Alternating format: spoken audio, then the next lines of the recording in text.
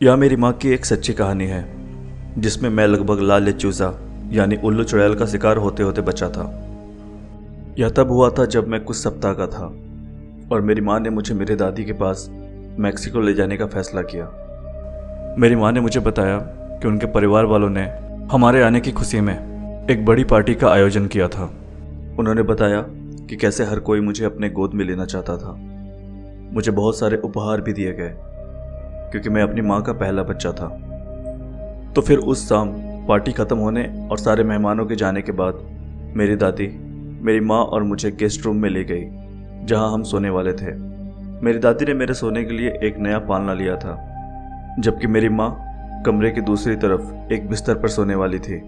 मेरी माँ ने मुझे पालने पर लिटा दिया और मेरे बगल में 2 तकिए रख दिए ताकि मैं गलती से अपना सिर न टकरा लूँ। जैसे ही हम सोने को तैयार हुए मेरी दादी का रॉकी नाम का रॉटविलर अंदर आ गया।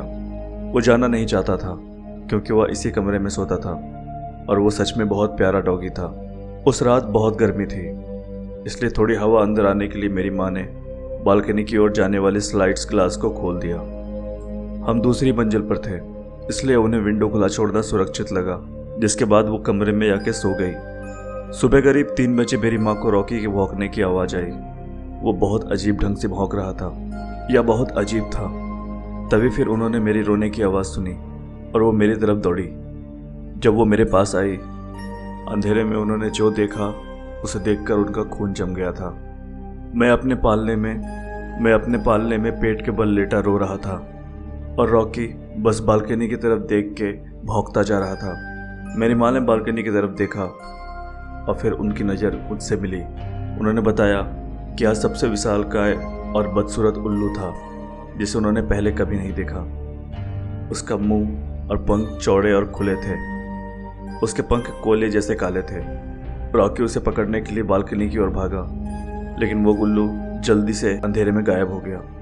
ये सारे शोर को सुन के मेरे दादाजी कमरे में आ गए। वह हमें देखने आए। उन्होंने पाया कि मेरी माँ कमरे के बीच फर्श पर पड़ी हुई थी और मुझे इस तरीके से पकड़ रखा था मानो वो मुझे बचा रही हो। मेरी माँ को मेरे पैर पर खरोच का निशान मिला।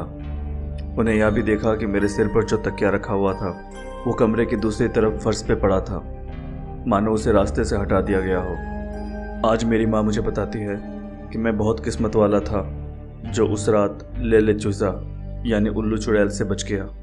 मैक्सिकन कहानी कहती है कि लाल लेचूजा एक चुड़ैल है जिसने अपनी आत्मा शैतान को बेच दी, जिसके बदले में उसे एक विशाल उल्लू में बदलने की क्षमता दी गई। ऐसा कहा जाता है कि लाल लेचूजा रात में शिकार को निकलती है।